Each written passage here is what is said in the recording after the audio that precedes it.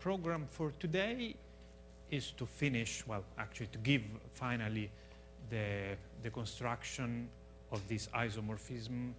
I will describe the isomorphism from the Floer complex associated to a Hamiltonian on the cotangent bundle to the Morse complex of its of the Lagrangian action functional associated to the Fenchel dual Lagrangian. So more precisely, so we have H Hamiltonian time independent on the cotangent bundle of M. We have L, which is a Lagrangian on the tangent bundle of M, and they are Tonelli, quadratic at infinity, and say Fenchel dual, one to the other. And we assume once for all that all one periodic orbits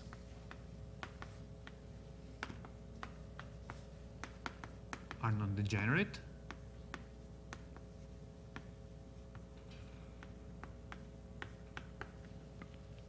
And then we want to construct, so the aim is construct a chain complex isomorphism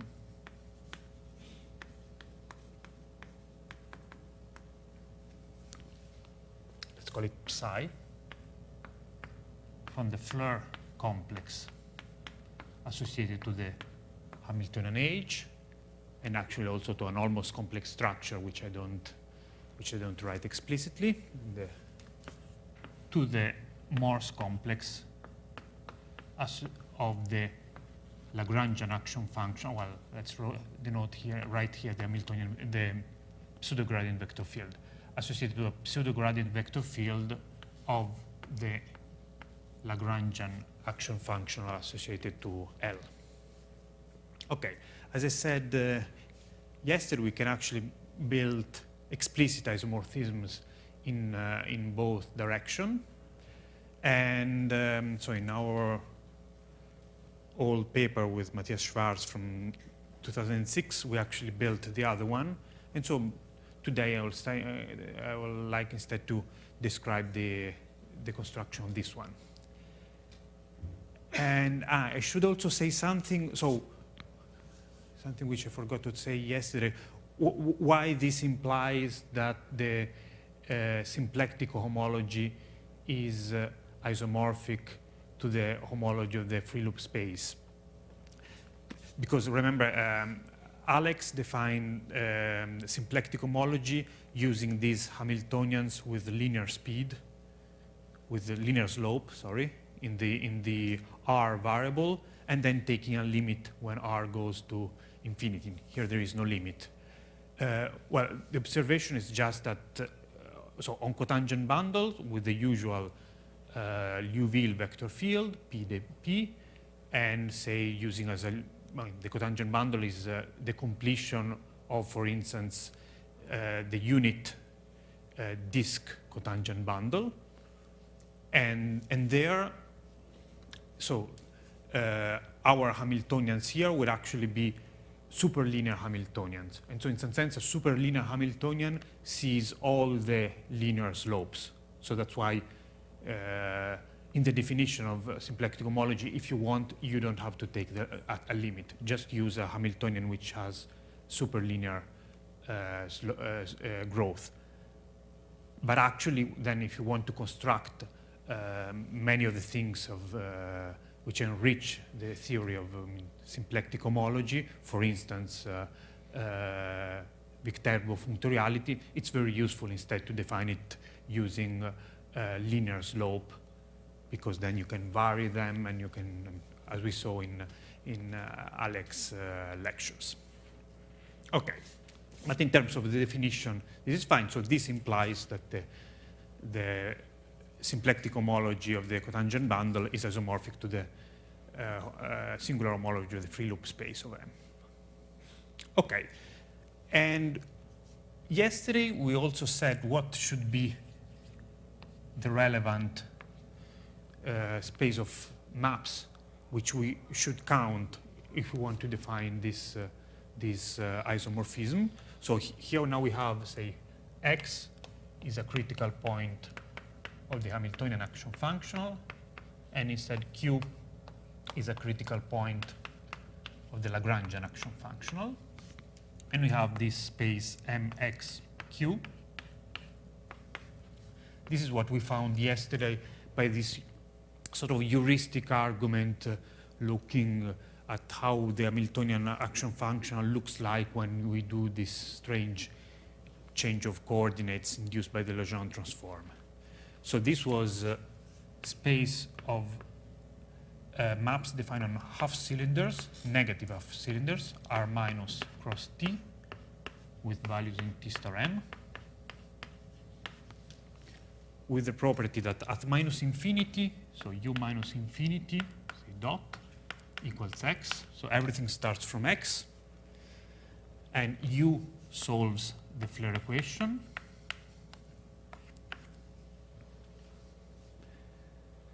The other condition, then we need boundary conditions. The boundary conditions were that if we set, say, U of 0t equal Q naught T, P naught T,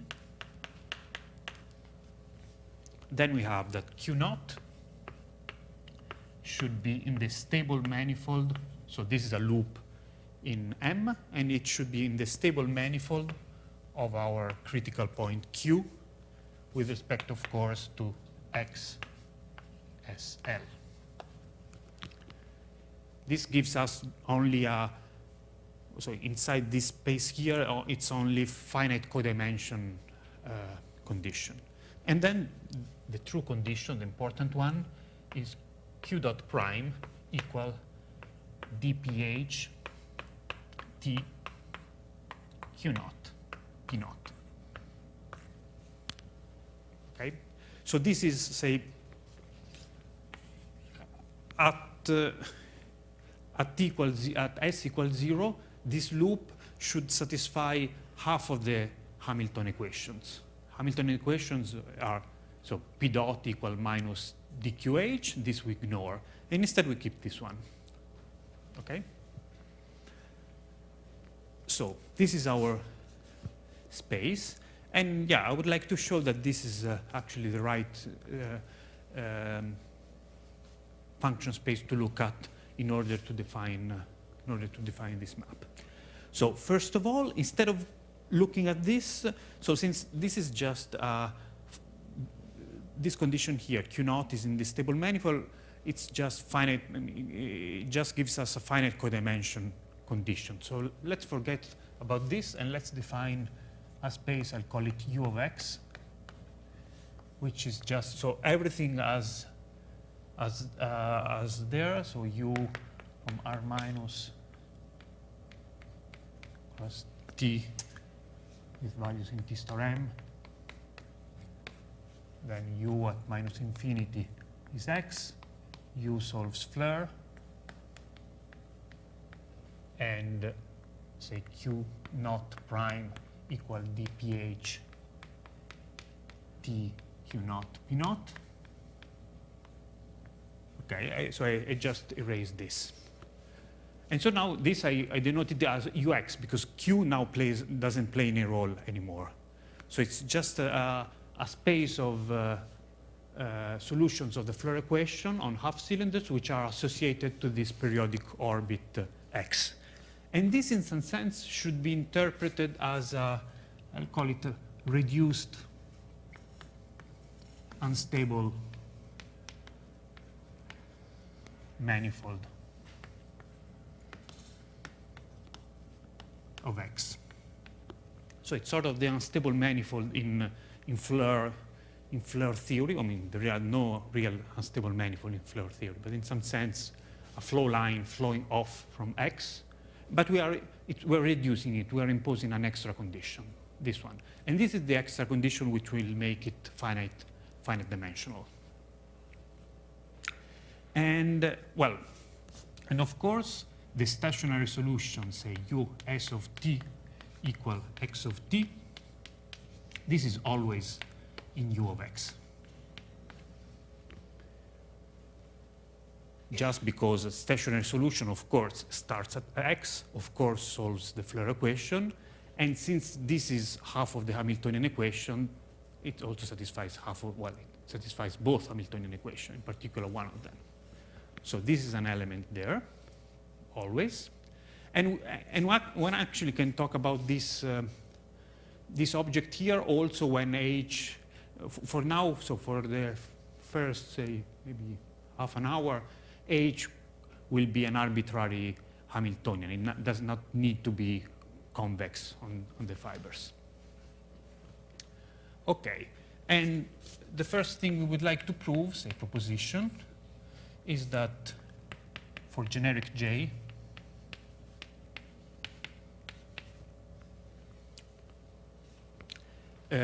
u of x minus the point x, so there is this point x which is a bit particular, but u of x minus x is a manifold of dimension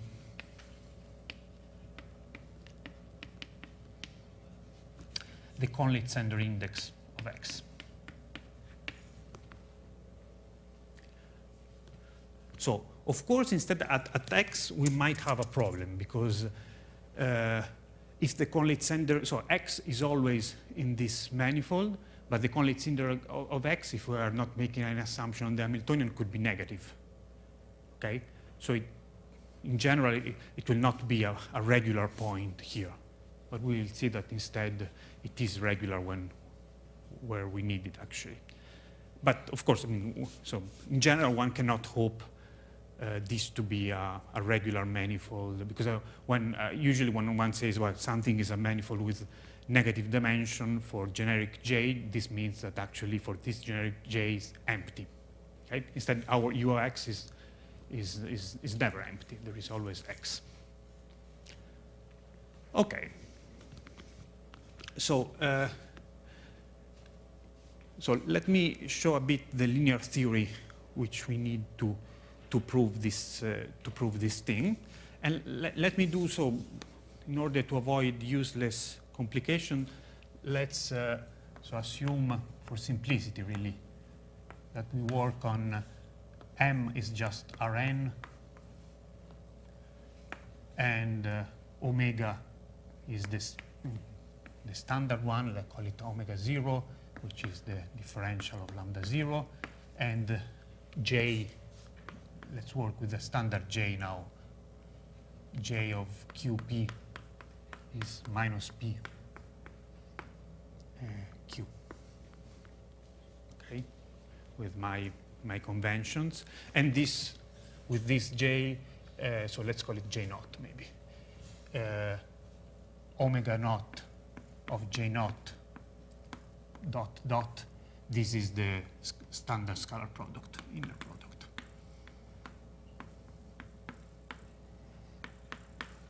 Okay. So again, I think about the sign conventions. Since I'm using the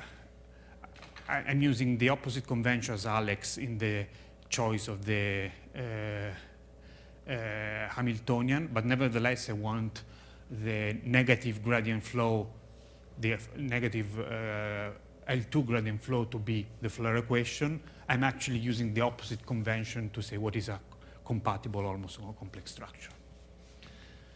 Okay, so these are the convention, and so what do we have to do if we want to see that this is a manifold? We would like to see it as the set of zeros of some map, and to show that 0 is a regular value, and then maybe of a Fredol map, so that then the set of zeros is a finite dimensional manifold. So the map is clear. We have to map U into what? We want U should solve the Floer equation, so it has to go to dSU plus J naught dtu minus x hdu. And then the other condition is that should satisfy this.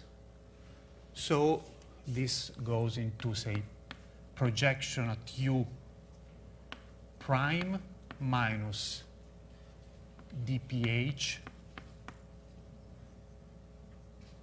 tu.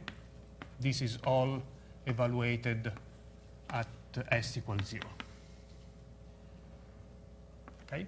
We would like to look for zeros of this map. We want this to be 0 and this to be 0, and now we have to define function spaces. So as function spaces, so let's call this map, this calligraphic T, as function spaces for this T. So let's consider this. I'll use Sobolev space H2 from R minus cross T with values now in R2n. Actually, say, translated by x plus x. Because, of course, I want to incorporate the initial, so maps which are in H2 of a cylinder will converge to 0 when s goes to minus infinity. I translate it by x so that they will actually converge to x. I want to incorporate this condition in my function space. So this is the domain. And this will go into, so this from H2 will go in H1, R minus cross T with values in R2n. And this will go, so first of all, we take a trace. We restrict on the boundary. Taking a trace from H2, we will go to H. So when we take a trace, you will lose half a derivative. So you go into H3 half. But then we derive. So we actually go to H1 half of just the torus. And now we are projecting. So this is with values in Rn, not R2n. Okay? These are our function spaces. I used H2 instead of H1 because, of course, here I could use easily H1 because I'm in Rn. But maps in H1 in two-dimensional domains are not continuous, and then the theory would not extend to manifolds. And so usually in Florrum, what one does, one works with W1P spaces, but with P bigger than 2, but then these are Banach spaces, and it's nicer to work on Hilbert spaces where everything is easier, so I'll use this. But there's a certain amount of freedom in this choice of spaces. Okay, so now our U of x is the set of zeros, time minus 1 of 0. And then the thing we need to prove, say the lemma, which will somehow then imply the proposition, is that the differential of this T at U is a Fredholm operator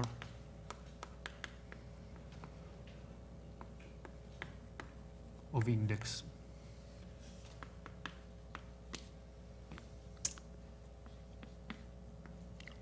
Legendre index of x.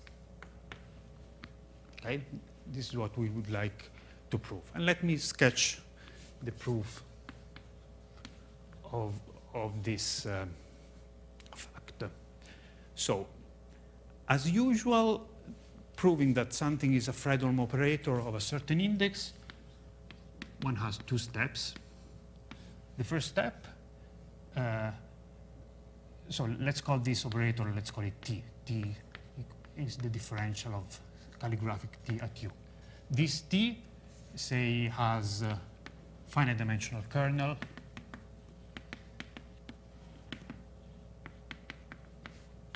and closed image.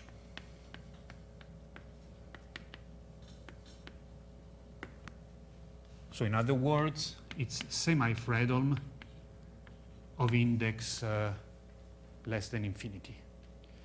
And then one knows that for semi-Fredholm operators, the index, which is possibly valued it's possibly minus infinity, but it's actually a locally constant function.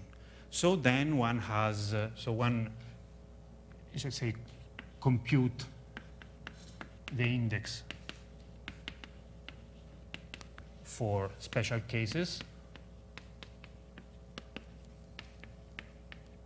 and argue by a homotopy argument.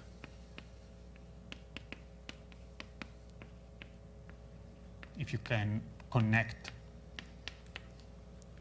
your operator to an operator of which you know the index in a path which is continuous with respect to the norm topology, you're done. Okay, and I will not describe this step 2, which is it's just explicit computation using Fourier series, in particular examples. One doesn't learn very much. I'll just describe step 1, which is the one which actually shows that, yeah, this is a well-posed Fredholm problem. So let's discuss this step 1. So first of all, let's compute T. So T maps V into what? Into a pair. So when we differentiate at U, here these terms are linear. So there is dsV plus J naught dt V, which is just the d bar operator. So there is a d bar V. And then there is, write it like this, minus,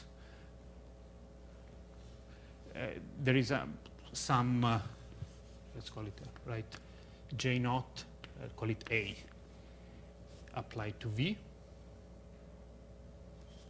Maybe this parenthesis is useless, where this A is actually, yeah, the differential of the Hamiltonian vector field at U.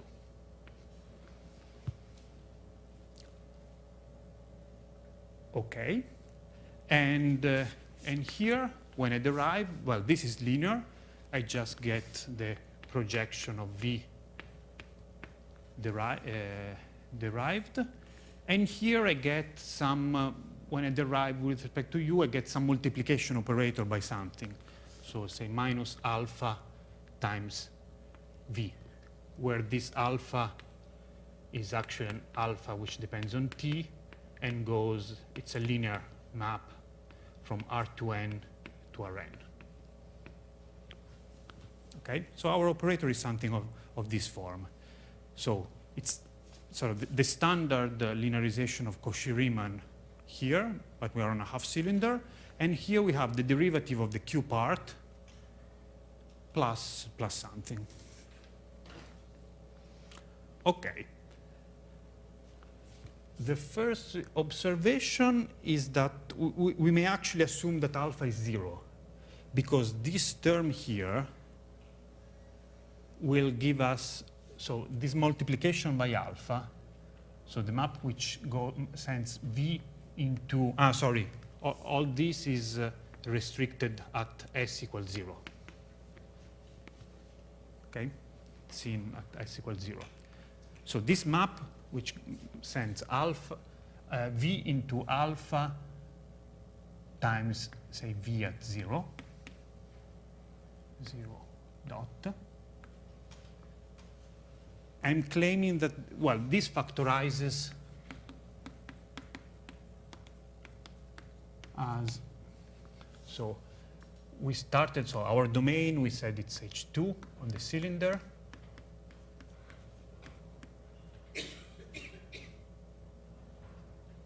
R minus. And then, well, we have to take a trace. We go into H3 half of T. Then we have, well, actually this we could embed into H1, still of T, which is a bit nicer because now the multiplication by alpha will be send H1 into H1. Well, you have to check what is the precise regularity of alpha. And well, alpha is Lipschitz, so it's enough to say. So because this is just embedding, and this instead maps. So this is V, this goes into the restriction onto S equals 0, and this is just embedding, and this is now multiplication by alpha, which is fine. And then we are still not there. We can still then embed into H1 half. Okay? But in this chain, we have some compact maps. Well, we actually have two. This is compact and this is compact. So this operator is compact. And so we may assume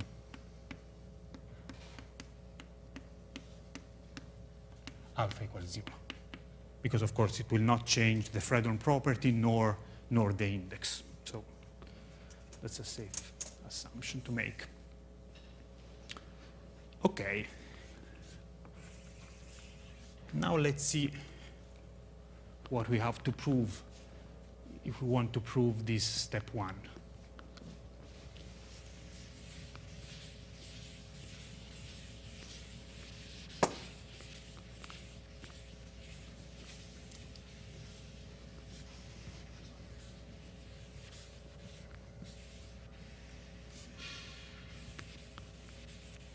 And leave maybe the definition of the map still visible.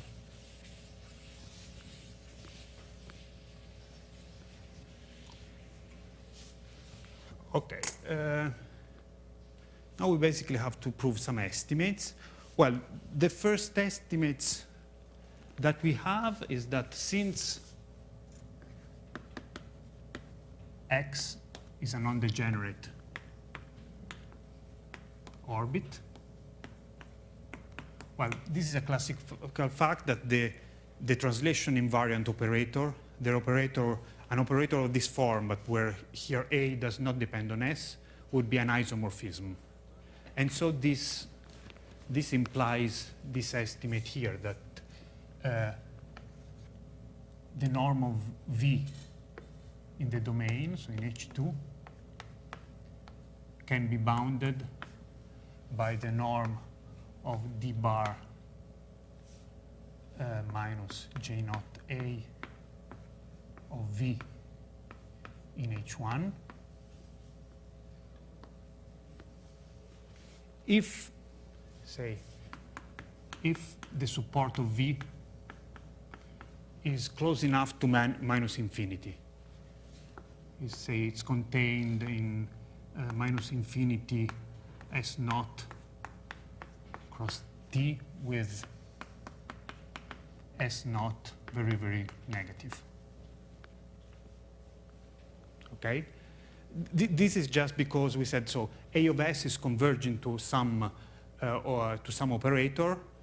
So this operator, when I look at on maps which are supported very, very far in the past, it's very close to an operator where this does not depend on S.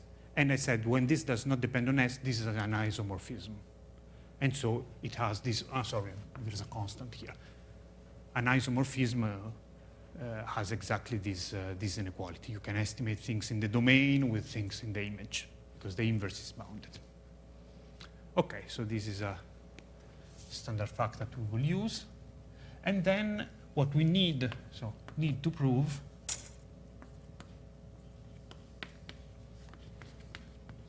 instead is an estimate of this form, that the norm of V in H2 is also bounded by, say, a constant. And here I want to write, well, again, this term, d bar minus J naught A applied to V, still in H1. Then here I want to put the derivative of, say, pi compose V restricted S equals 0 and prime. And this is norm h1 half. And then here I would like to write something like the norm of v in h1. Okay? Say that I can prove this inequality. Then I'm done, because these two inequalities together, so this is an inequality now holding for every v in H2. And this is only for those v's which have support far away, close to minus infinity.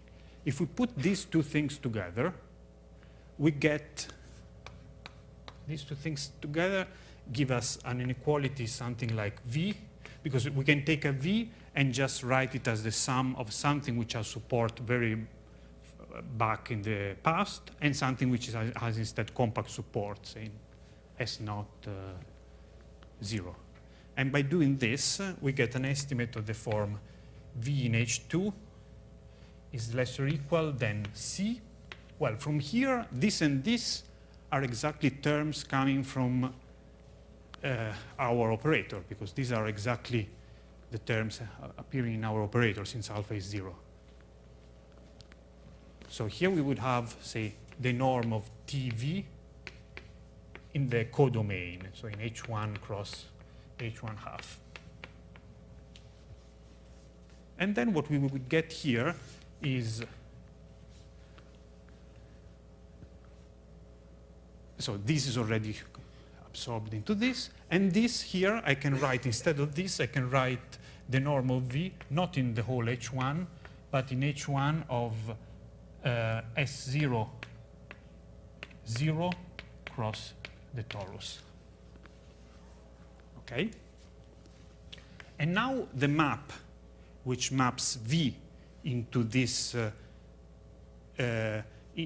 so the map, the immersion, which takes V and maps, which is in H2, and sees it as an element of H1, but on a smaller domain, this is compact, because the embedding of H2 into H1 is compact when we have bounded domains.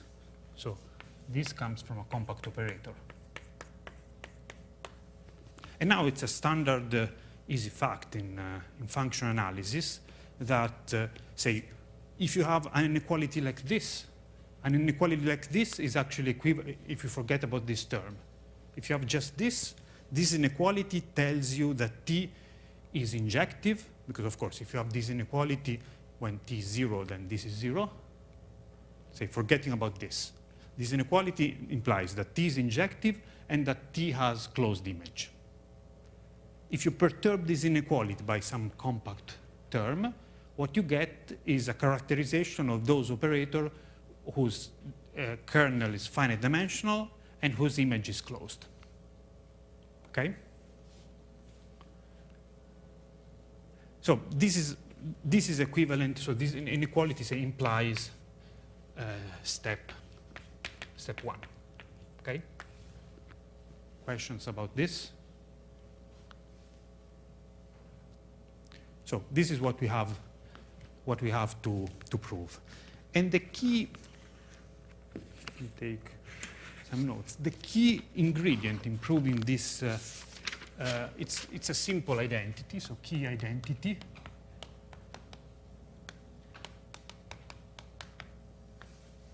We will have to argue now using elliptic regularity, and the problem is, of course, to show that this is a well-posed boundary condition. So morally, this is a good boundary condition. It's not a boundary condition saying that our maps have Lagrangian boundary value, but it says that their derivative have Lagrangian boundary value. It's a bit in this spirit, so that's the reason. And in any case, the identity I'm interested in now is the fact that, say, for every V, say, in H1 of the cylinder, R minus cross T, we have that if we take the L2 norm of the gradient, say squared, this is equal to the L2 norm of d bar V squared, and then there is a minus twice the integral over t of, I take v at time at s equals 0, so v 0 dot, and I integrate the Liouville form of this. Okay, we have this identity. This identity is very easy. It's very easy to prove because let's do it first pointwise. Pointwise, the norm of the gradient square. This is dsv squared plus dtv squared. But then we can, so our J naught is an isometry, so we can write dsv squared plus J naught dtv squared. And then we can complete the square. So this is d bar v squared minus, I have to take the scalar product between dsv and J naught dtv, which is precisely d bar v squared minus twice omega naught of dsv dtv. Okay, so this point was identity, and then we just integrate over this torus. So r minus cross t, and use Stokes to transform this integral of omega into an integral of lambda naught. Use Stokes. Okay? So we have this identity.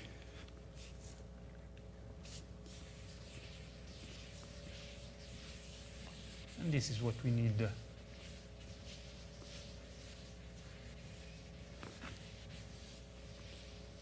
So, for instance, this identity tells also that when V takes value in a Lagrangian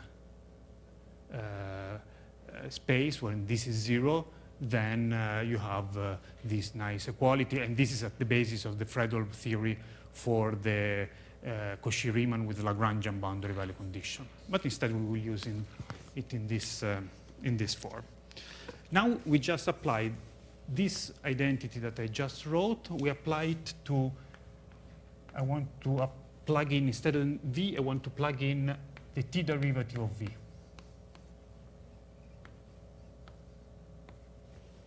Okay, I apply this inequality to the t derivative of V, and what we get is, so we have d bar of the t derivative of V, L2 squared, and then we have this minus 2 integral on t of this t derivative of V at 0 dot, pull back lambda naught.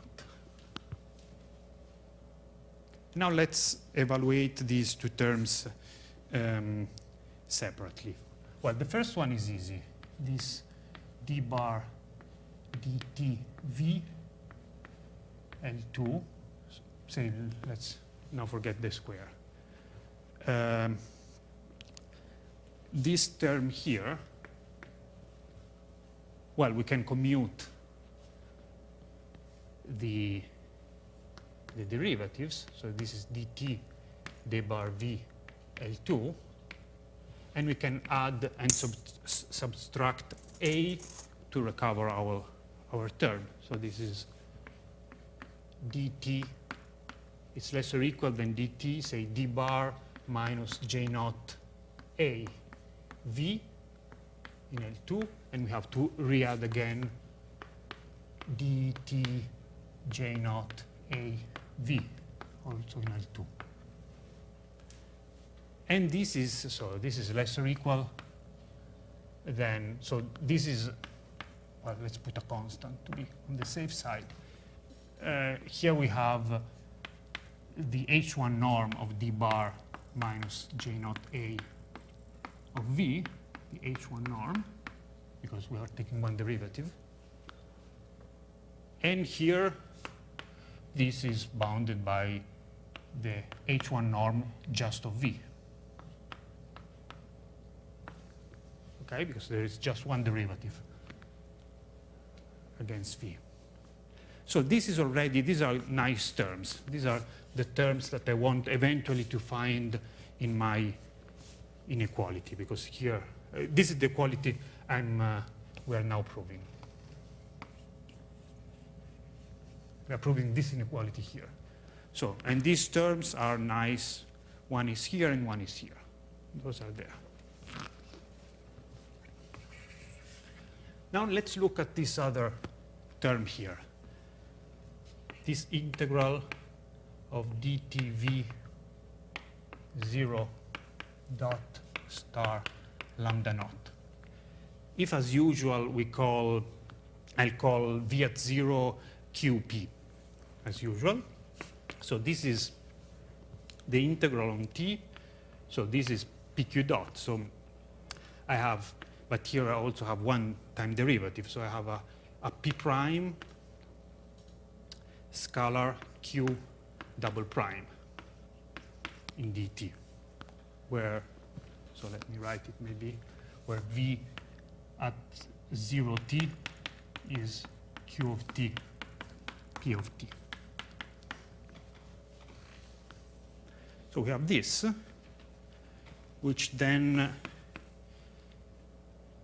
p prime, I'd like to estimate it maybe the h1 half norm. And then here I have to write the of q second, the h minus 1 half norm. And then p prime h1 half, I think that's fine. Well, p prime h1 half, this is, so it's p h3 half, and we know that that's h3 half is the space of traces of h2. So this is bounded, and p was in trace. So this is bounded. This is bounded. Here I can write the norm of v in h2. This, of course, bounds this term. And this q second, here I have to use finally my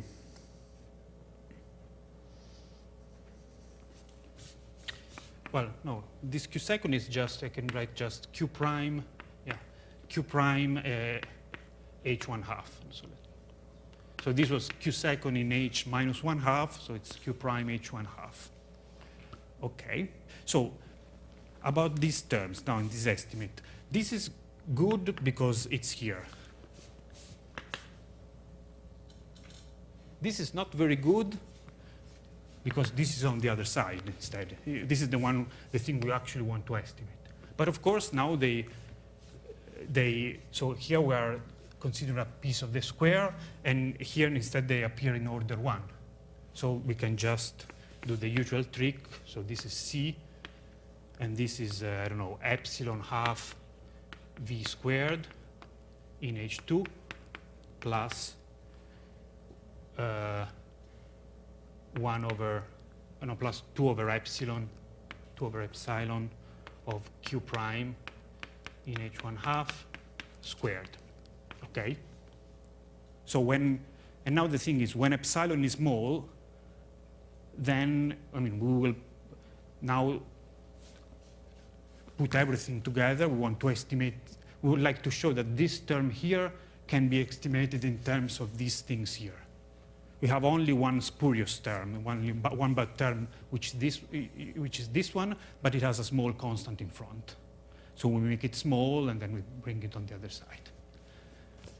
So this would imply bounds on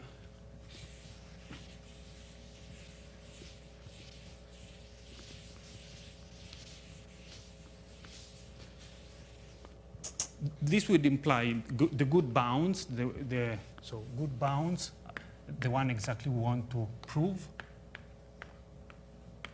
for what? For this gradient of dt, so which means for the derivatives like ds tv, and the other one is dt tv. Remember, we want to bound the L2 norm of the second derivatives. And these two derivatives now are fine. The only other derivative which is missing is dSSV. But dSSV, if you just do this simple computation, this is ds d bar v minus j a naught v minus j naught dstv, and then there is plus j naught ds av. Okay, you can express this second derivative like this, and then you have now all these terms are nice because this is okay. There is an H1 norm of this guy here, which is fine. It's on the right-hand side of the inequality we wish to prove. This is also fine because this is a term, I mean, it's a second derivative, but we already have estimated this. It was already here. So this is fine, and this is fine as well. This is only a first-order derivative, so it goes into here.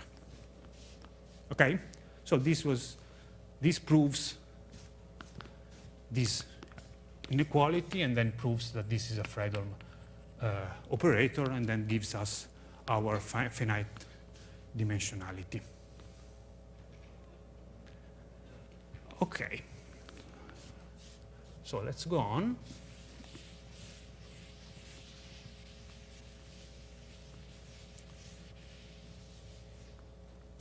So as I said, we cannot expect regularity at this critical point, at this stationary solution x, but the thing we have is this.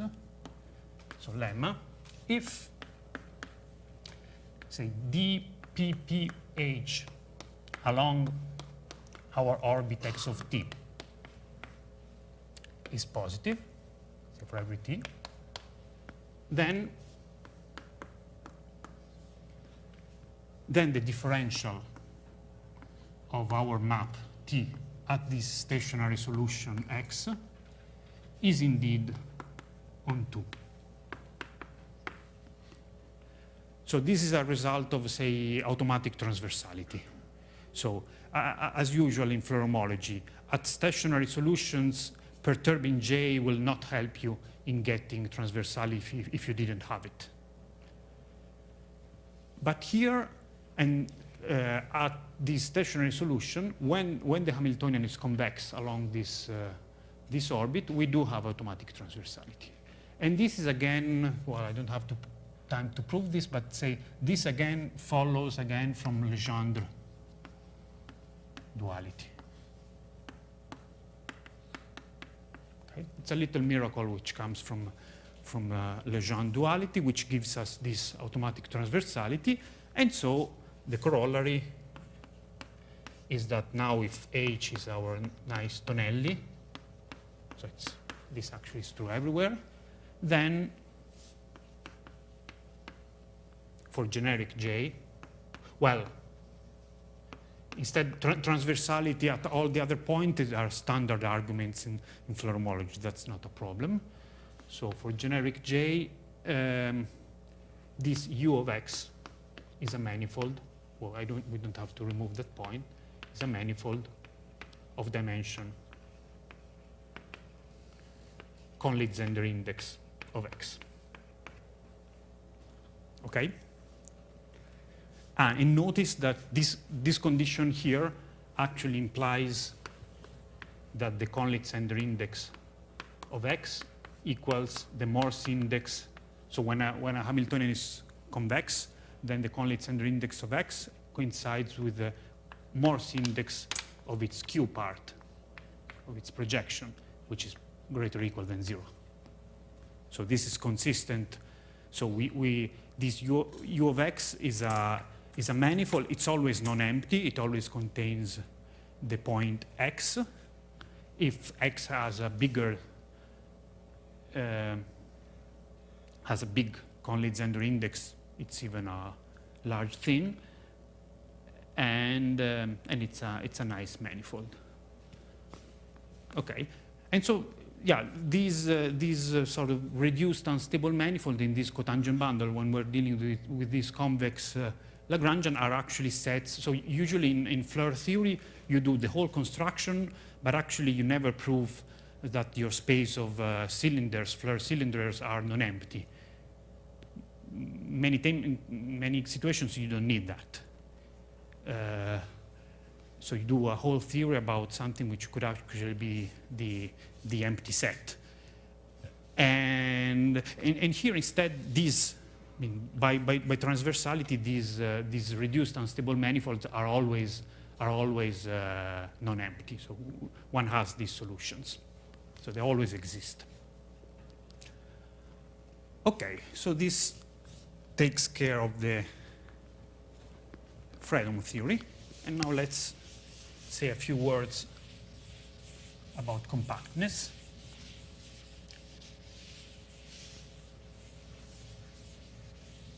So we would like also, of course, now our space of maps are finite dimensional, and this is nice.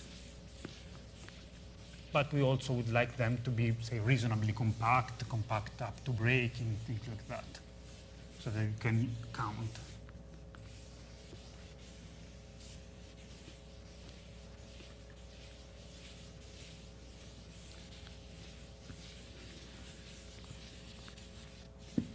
And compactness is, as usual, has several steps. So compactness.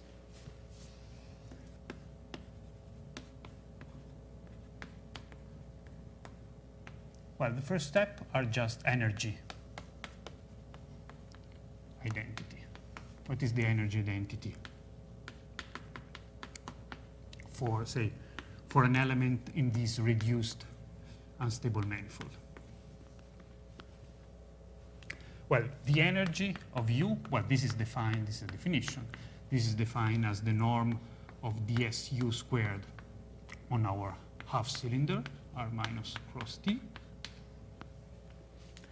And this is, since this is a property of the Floer equation, this is the difference in action at the left asymptote, so x, action of x, minus action at u of 0. Okay, so this is bound, well, this is a number, doesn't depend on u.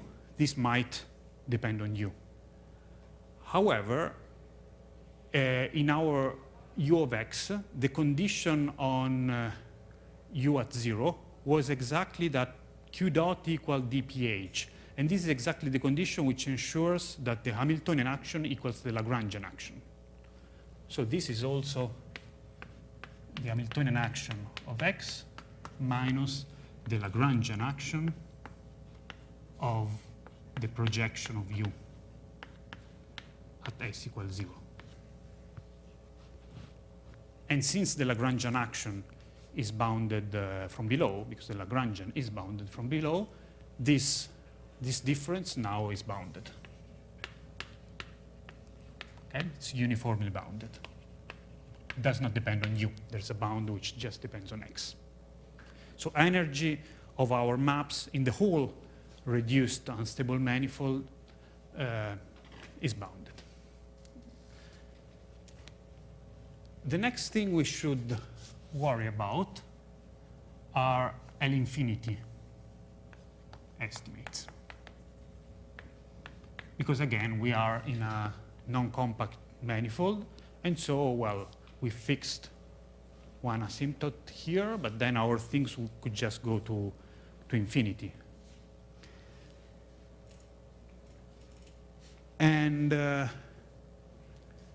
And these L infinity estimates, well, these L infinity estimates hold, and as usual, they hold for, say, basically two different class of Hamiltonians versus almost complex structure. One could either use Tonelli Hamiltonians, which are quadratic at infinity, and almost complex structures which are close to the Levi-Civita one. And this is something I proved with Matthias Schwarz many years ago. There are L-infinity estimates in that situation. And this is a situation which allows you to work with pretty general Hamiltonians. But now let me instead show you, because that proof is quite involved. It doesn't use the maximum principle, it uses bootstrap, Calderon-Zygmunt estimate, bootstrapped many times. It's a bit complicated. So let me show instead how this L-infinity estimate would work instead if we use the setting that Alex was using.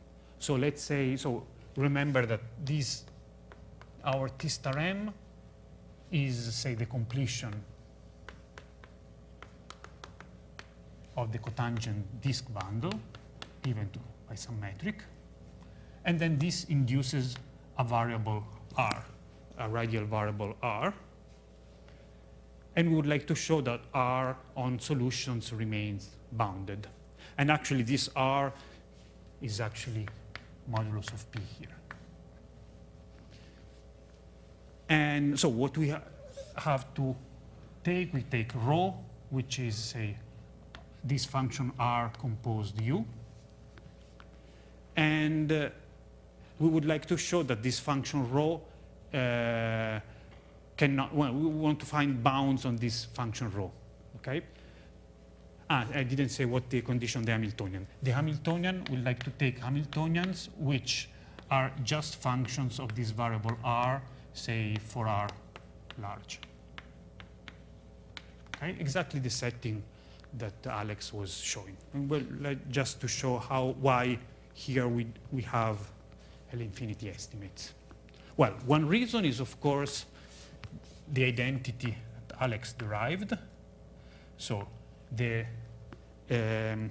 Laplacian of rho, let me write it correctly, the Laplacian of rho minus rho h second of rho ds rho equal dsu j squared. So it's greater or equal than 0. So this is precisely the identity that Alex derived, but he was using a linear h. So he didn't have this term because of that. But if you redo the same computation with an arbitrary h, you will find this term.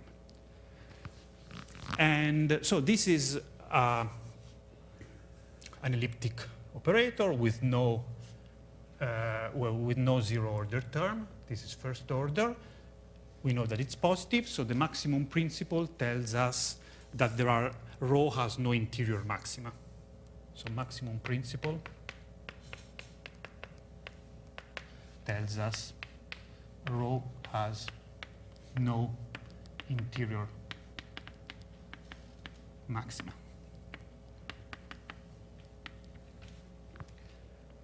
But now our domain is not anymore a cylinder, it's a half cylinder. So we have also to worry about what happens on the boundary. It could happen that the maximum of rho is attained on the boundary. Okay, so this proof is not finished yet. But the other identity that one has, and this also was part of Alex's computations, is that ds rho, just this one, is minus lambda dtu plus rho h prime of rho. Okay? Before deriving this, you actually derive this. Now, assume that the maximum is achieved on the boundary. Assume that rho achieves its maximum on a point of the form 0t. Okay, so this is a cylinder. It's a left cylinder, and the maximum is achieved here. Then we know when we have an elliptic equation and the maximum is achieved on the boundary, we have the Hopf lemma, which tells us, well, if it's attained on the boundary, here the outer normal derivative must be positive. And then outer normal derivative is precisely ds rho at this 0 t has to be strictly positive. Okay? Elliptic equations do not attain a maximum in a flat, of course, not in a negative way, because it wouldn't be a maximum, not even in a flat way. It must be strictly positive. This is the Hopf lemma. So we can just instead compute what this is using this identity. So this is minus. So again, I'll call u at 0, I'll call it again QP. So this is minus, so lambda dtu, it's P evaluated against Q dot, PQ prime. And then we have plus rho H prime rho. And this is minus, and now I can use my boundary condition. Q prime is not free. Q prime is dph of tqp plus rho H prime rho. And now P, since our Hamiltonian is exactly H of R, P against dph, this is precisely rho H prime rho. And so this is 0. So our Lagrangian boundary condition coming from this, not Lagrangian, our strange boundary condition coming from Legendre duality tells exactly us that this derivative has to be 0. And this contradicts the Hopf lemma. So we get these L infinity estimates. Okay, now we're almost done. So we do have L infinity estimate. Just a remark on these L infinity estimates on half cylinders. These are quite flexible tools. For instance, with this half cylinder, if one wants, one can do the continuation homomorphism in Florrum, both in bounded and unbounded domains, using, instead of varying the Hamiltonian continuously with a parameter S, just use two Hamiltonians, two functions, two half cylinders, couple the cylinders, and then, especially if you are on an unbounded domain, you will have to prove L infinity estimates, and these always reduce to this Hopf lemma, Hopf maximum principle. And yeah, and they actually agree. I mean, in those situations, you would see that the condition which, for instance, on non-compact manifold, the condition which ensure you that you do have continuation homomorphism is that one Hamiltonian should be bigger than the other. And this appears again, but it appears here in the application of the Hopf lemma. So it's somehow a general thing. Okay. And now, so we do have energy estimates. We have L infinity estimate. The next step are gradient bounds. So bounds in, say, C1, the C1 topology. The gradient should be uniformly bounded. And again, this is what Mihai explained. It's a bubbling off argument. And so, again, if I have a sequence of maps all in our U of x, such that the norm of the gradient blows up at an interior point,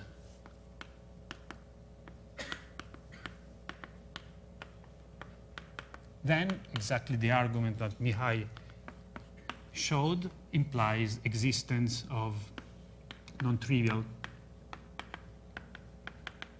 geomorphic sphere, which is impossible because omega in our case is exact. So we have no geomorphic sphere. Then the other case, now again we are in a domain with boundary, we could have bubbling off at the boundary. If gradient of UH blows up at the boundary, well, we have, so what happens? We have a little information of what's going on at the boundary, because we know that QH prime, so Q is again, the Q variable, QH prime, this is dp T QH P prime. This is our boundary condition. So this is bounded. So the Q part would actually, on the boundary, would actually converge, say, uniformly. So this means that you would get actually, you could get a bubbling off of a disk, but this disk would have actually boundary on a given fiber. You would get bubbling off of, so you get the existence of a geolomorphic disk with boundary on, say, some T Q naught of some point T bar T star M. Okay? Because you have this little information here. And then this would imply, well, this is again a contradiction because lambda vanishes here, so there are no such disks. Okay, so these are the bounds in C1, and then the rest is again elliptic bootstrap. And so one has all the compactness one needs. And so we can finally define our map, or isomorphism, and discuss a bit its properties.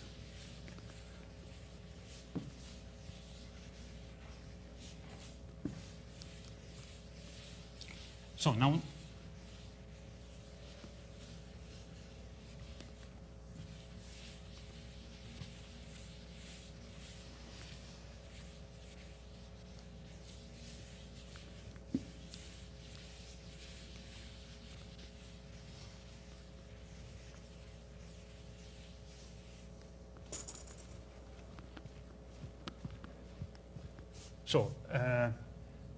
now our moduli space, say M psi xq.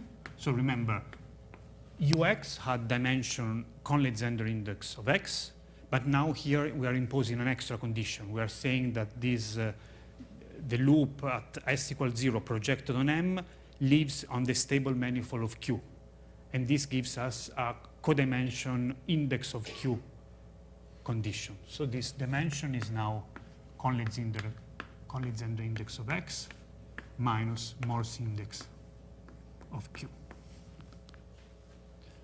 And as usual, when the Conley-Zender index of x equals the Morse index of Q, when this is zero dimensional, this space M psi xq is not only, well, it's discrete, because it's a zero-dimensional manifold, but it's also compact. Compactness follows from the compactness we saw and from transversality. And then discrete and compactness implies finite. So it's a finite set.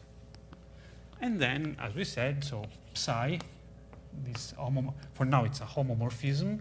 It goes from F star H into M star of the pseudo-gradient vector field associated to SL, and it maps each generator X into the sum over generator Q's, so Q are critical points of SL, of the same of index, Morse index of Q equal Conley-Zender index of X, and here we just count mod 2 this zero-dimensional moduli space, psi qx no, sorry, xq, xq, q. Okay, so for now we have a homomorphism between these two graded groups, which preserves the grading.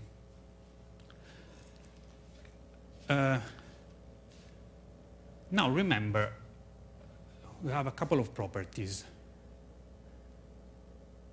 So consider, for instance, now, well, if U now is in general, is in M psi xq, let's write again our energy identities. The energy of U, we said, this is the action of x minus the Hamiltonian action of x minus the Lagrangian action of U at 0. Well, the projection of U at 0. Okay? But this projection of U at 0, this is in the stable manifold of Q with respect to x SL.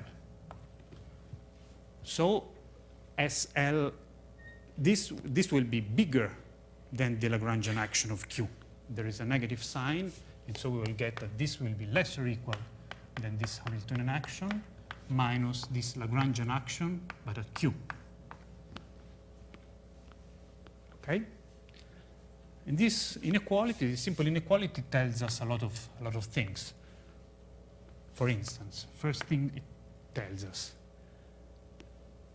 let's consider the particular case M psi from, we want to go from x to the same critical point, but seen in the other language, in the language of Lagrangian dynamics. So projection of x. Okay, these are the same solution, but seen as a critical point of S or as a critical point of A. In this case, we know that the Lagrangian and the Hamiltonian action coincide. So the energy of any U must be 0. So this means that there's just one possible U. Zero energy cannot move. So here there is only one possibility, which is the stationary solution, X. There's only this. And this is actually, we have this automatic transversality, so this is actually a regular point. It's actually a point which our way of counting should count, because we do have automatic transversality. Another consequence is that if instead Q is different than the projection of X, so we are now connecting different critical points, then if M psi x q is non-empty, if we do have something, then it will be something with positive energy. So we must have, this must be positive. So this tells us that the SL of Q will have to be strictly less than AH of X. Okay? If we do have something, we must have this equality, this inequality. If we collect this information, we see that psi maps X into something of this form. So, of course, in this sum, among all critical points of S with the same index, there is the projection of X to the base itself. And we know that in this case, this moduli space has exactly one element. So we get a 1. So there is this P composed of X appears here. And the rest is a sum of things, of Q's with the same requirement there, but with, moreover, we can also write that the Lagrangian action of Q is strictly less than the Hamiltonian action of X. And then here there are some coefficients, xq times q. So this means that if we represent now if we order our generators by increasing action, and we represent this homomorphism phi as a big matrix, square matrix, maybe infinite dimensional, we will have, so this will tell us that psi is, say, it's upper or lower, upper, it's upper triangular. Again, if I represent it as a matrix where I order my generator by increasing values of the action. Because, well, it's upper triangular and has ones on the diagonal.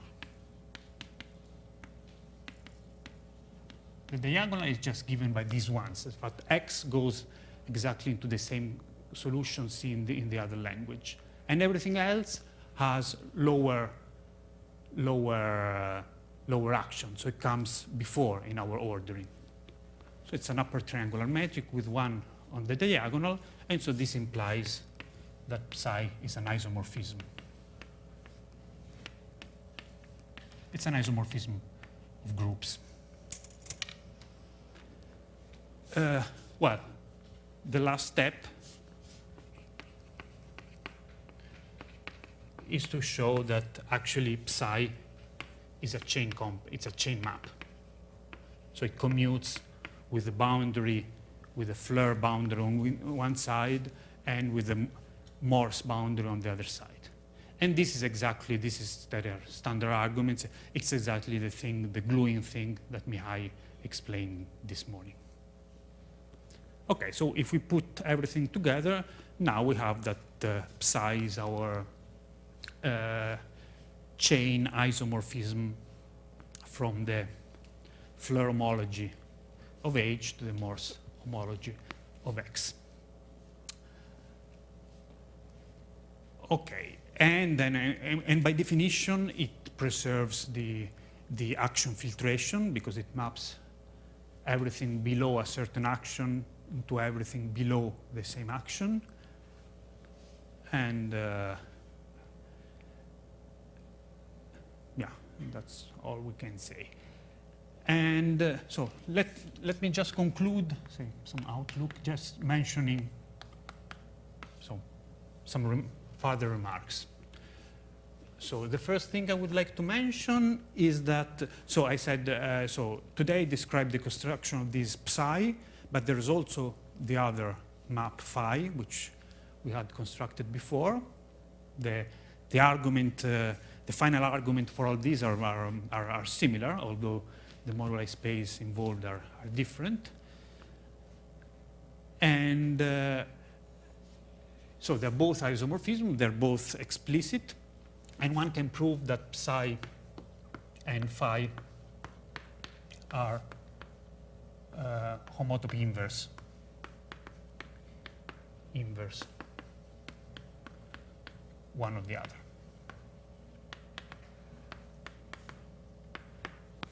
Okay. Yes?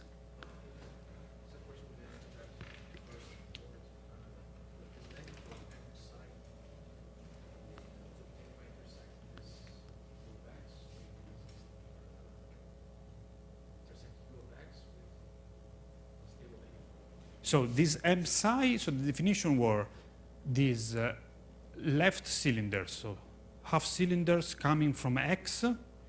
On the boundary, we have this funny condition saying that Q dot equals dph. And moreover, we want that Q, the Q part, belongs to the stable manifold of this. It's basically, yes, it's U of X, let's write it here. It's U of X intersected with, I have to take the evaluation at 0 composed with the projection or the other way around, minus 1 of the stable manifold.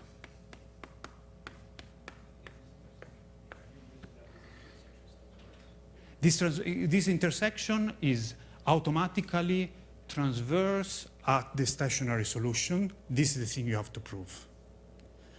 Transversality at other points instead is very easy to achieve.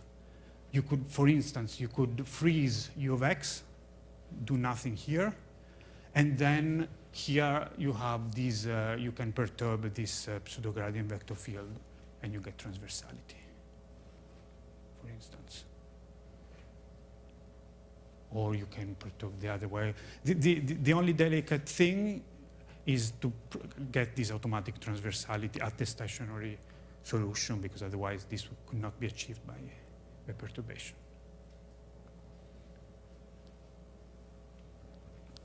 Okay, so these two maps are one homotopy inverse the other. Then the other thing, what I described is everything using Z2 coefficient. Actually, everything works with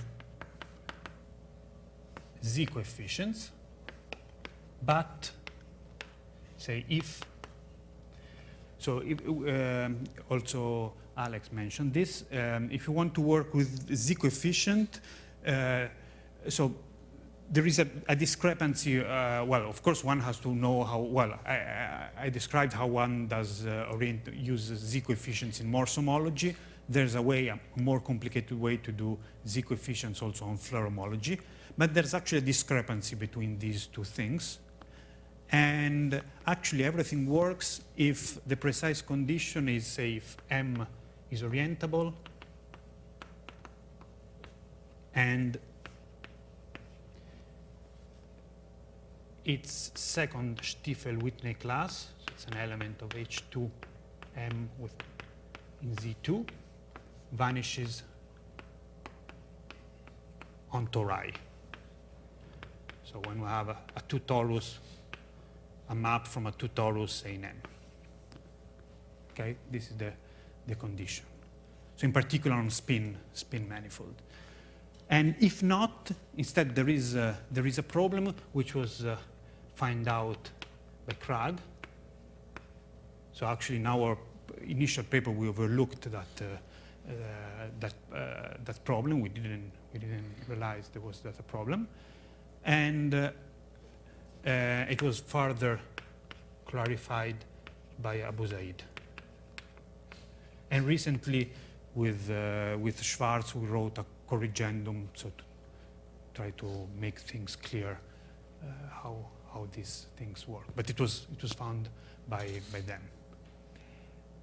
And so, if you want instead to work without these assumptions, what you have basically two possibilities, and get an isomorphism. You have basically two possibilities. Either you twist the Floer complex using exactly this W2, or you do homology, say Morse homology on the free loop space, but with a system of local coefficients, which it's equivalent, and it's now I think this is decently understood. Okay, and the last thing I wanted to mention is that, as Alex said at the beginning, actually symplectic homology is also a ring. It has also a ring structure, which is given by the pair of pens product. So, say on SH there is a ring structure given by the pair of pens product. And actually these phi and psi are ring isomorphisms.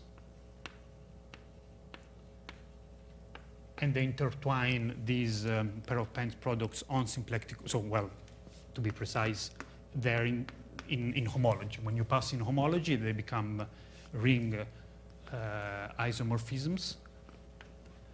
And where on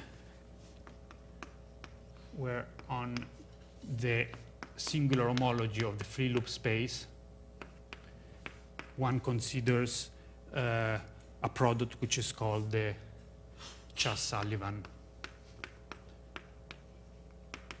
loop product.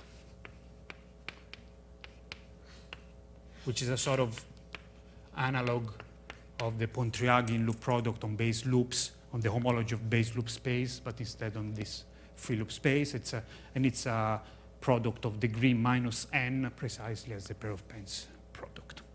Okay, and I will stop here. Thank you very much for your attention.